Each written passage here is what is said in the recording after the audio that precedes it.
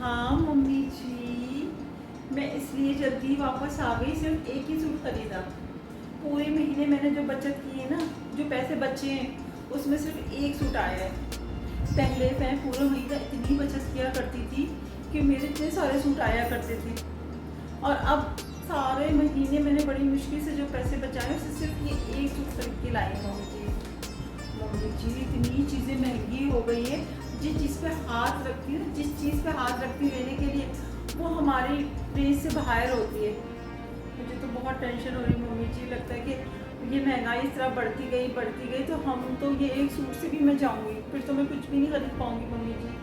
अब क्या करें बताएं, कैसे हम इस महंगाई से निकले, कैसे मैं बचत करूँ मम्मी जी? मुझे कोई तरीका बताएं बचत करने का। अरे सारा बहू, मैं मानती हूँ कि बहुत महंगाई हो गई है, हर चीज़ हमारी पहुँच से दूर होती जा रही है। हर चीज़, चाहे वो सब्ज़ी हो, चाहे वो गोश्त और चिकन हो, चाहे वो कपड़े हो, चाहे वो घर में यूज़ करने वाले बर्तन हो या फर्नीचर हो, हर चीज़ XYZ, हर चीज़ बहुत महंगी हो गई है, हमारी पहुँच से दूर होती जा रही है।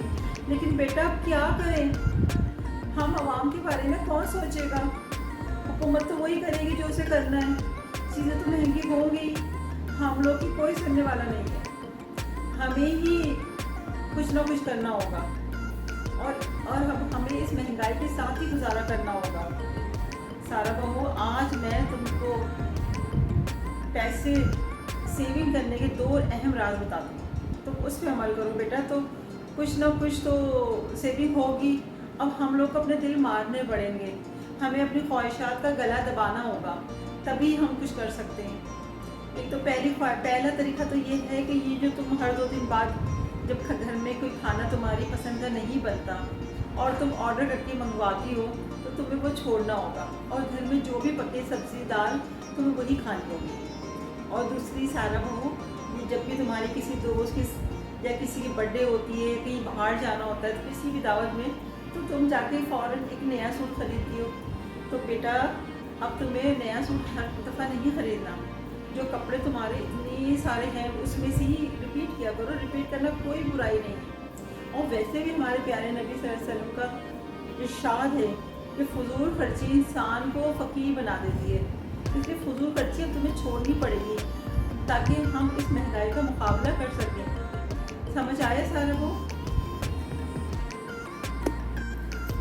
है सारा भाभी, तेरी सास बिल्कुल ठीक कह रही है।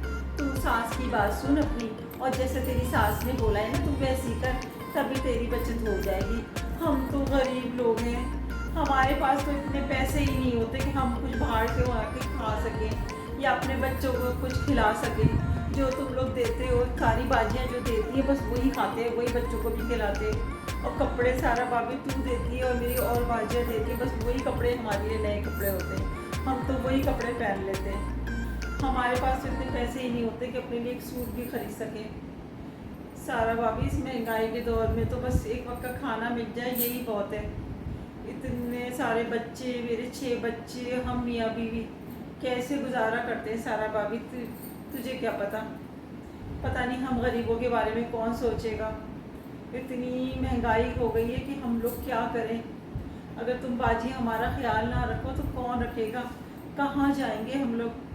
हाँ हाँ, जा रही हूँ काम करने, काम ही कर रही थी, वो तो तेरी बात सुन के और तेरी सास की बात सुन के खड़ी हो गई। मैं जा रही हूँ।